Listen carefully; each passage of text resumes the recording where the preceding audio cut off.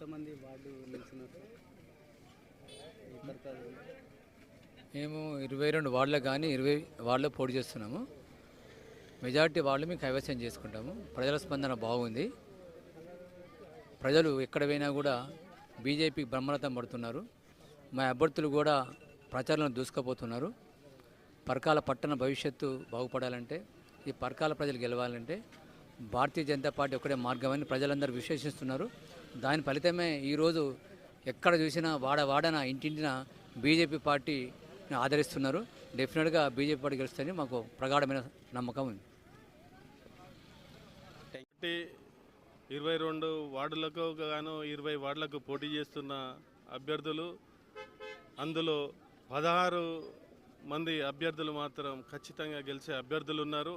అందులో ఈ 12వ డివిజన్ కూడా ఉంది. ఆకుల లావణ్య గారిని అత్యధిక మెజార్టీతో గెలిపించాలని కోరుకుంటూ, మిగతా మాకు ఈ పరకాల పట్టణంలోని ప్రజలందరికీ ఒక చిన్న విన్నపం. ఇన్ని రోజులు అభివృద్ధికి నోచుకొని పరకాల ఎంత నష్టపోయిందో తెలుసు. మనకు ఈ ఒక్కసారి మనకు ఈ చైర్మన్ భారతీయ జనతా పార్టీకి అప్పగించేది ఉంటే సిఎస్ఆర్ నిధుల్లో కానీ మిగతా నిధులు అయినా కానీ మేము డైరెక్ట్ ఓటు దగ్గరికి తీసుకెళ్ళైనా కానీ మేము ఖచ్చితంగా ఈ అభ్యర్థులను గెలిపించేది ఉంటే పరకాలను అభివృద్ధి చేస్తామని తెలియజేస్తున్నాను. సార్ నమస్కారం అండి. నమస్తే సార్. మీరు పరకాల నుండి ఏ వార్డుకు పోటీ చేస్తున్నారు? ఏ పార్టీ నుంచి? భారతీయ జనతా పార్టీ 7వ వార్డు కౌన్సిలర్ అభ్యర్థిగా పోటీ చేస్తున్నాను. నా పేరు రాజ్ పురోహిత్ జయంతిలాల్. నేను గత 2 పర్యాయాలుగా 21వ వార్డు 2 సార్లు గెలిచినాను. అక్కడ రిజర్వేషన్ రాని కారణంగా ఇప్పుడు 7వ వార్డు నుంచి పోటీ చేస్తున్నా. ఈ యొక్క వార్డులో ముఖ్యంగా చెప్పాలంటే ఈ 7వ వార్డు సగం సీతారాంపురంకి సంబంధించిన విలేజ్, అంటే గ్రామం కూడా, విలీన గ్రామం కూడా ఈ పరకాల దాంట్లో కలవడం జరిగింది 7వ వార్డులో. కాబట్టి అక్కడ పోయి చూస్తే 7వ వార్డు మొత్తం కూడా సీసీ రోడ్లు లేవు, డ్రైనేజీలు లేవు. ఎక్కడికక్కడ మట్టి రోడ్లు, మొత్తం ఎక్కడ చూసినా కూడా మట్టి రోడ్లు ఉన్నాయి. అక్కడ 100% భారతీయ జనతా పార్టీ అభ్యర్థిని నన్ను కనుక ఈ వాడ ప్రజలు కనుక గెలిపిస్తే ఖచ్చితంగా వారికి హామీ ఇస్తున్నాను.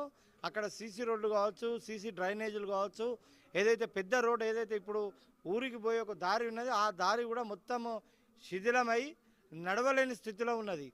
కాబట్టి ఆ యొక్క మొత్తం కూడా సీసీ రోడ్డుకి అభివృద్ధి నిధులు పరకాల మున్సిపాలిటీ, అదేవిధంగా కేంద్రం నుంచైనా నిధులు తీసుకొచ్చైనా పరకాల మున్సిపాలిటీ అభివృద్ధి నిధులతోనైనా ఈ యొక్క 7వ వార్డుకు సంబంధించింది అభివృద్ధి చేస్తాం. అదేవిధంగా 7వ వార్డులో దామెర చెరువుకు సంబంధించిన ఉన్నది. దామెర చెరువుని సమ్మర్ స్టోరేజ్గా పెడితే ఈ పరకాల పట్టణానికి మొత్తం కూడా నీళ్లు ఇచ్చే విధంగా, అంటే మొత్తం మాదారం బస్ స్టాండ్ని ఆనుకొని ఏదైతే ఉన్నదో ఆ మొత్తం సమ్మర్ స్టోరేజ్గా ఉండే అవకాశం ఉన్నది.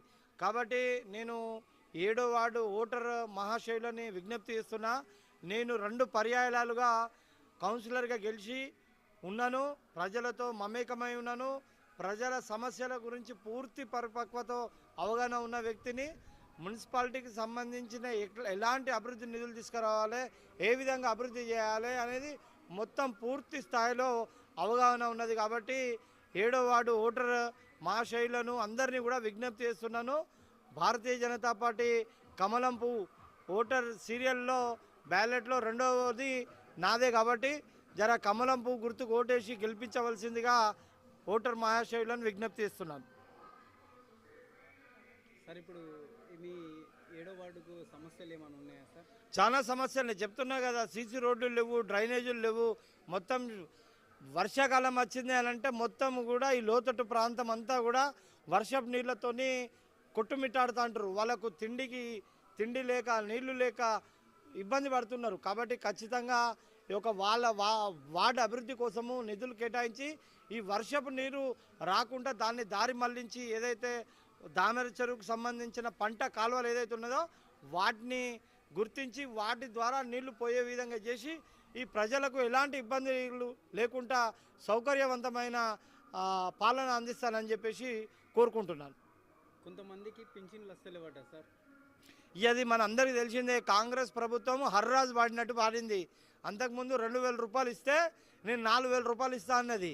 కానీ ఎంత దౌర్భాగ్యం అనంటే ఈ కాంగ్రెస్ ప్రభుత్వం వచ్చిన తర్వాత 2002 రూపాయలు ఉన్నది 4000 చేసి పక్క పెట్టోళ్ళు భర్తలు చనిపోయి వితంతువులుగా అనేక మంది మహిళలు వితంతు మహిళలు ఉన్నారు.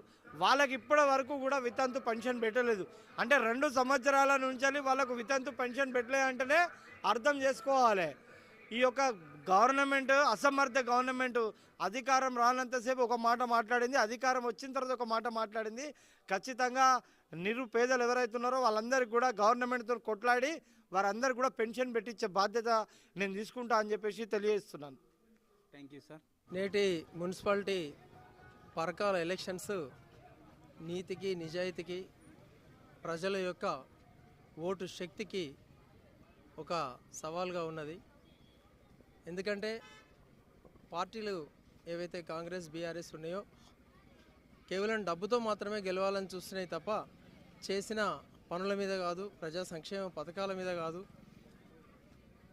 ఈ వార్డు లోపల ఎక్కడ కూడా, ఈ వార్డు లోపల 22 వార్డు లోపల పరకాల లోపల ఎక్కడ కూడా మున్సిపాలిటీ సాధించిన పని మీద విజయం అంటూ ఏదీ లేదు.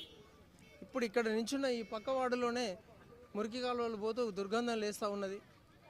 అటు వెళ్తే వాళ్ళు మాకు ఈ రోడ్ ఎవరు వేస్తారు, ఈ మోరు ఎవరు వేస్తారని చెప్పి అడగడమే జరుగుతున్నది.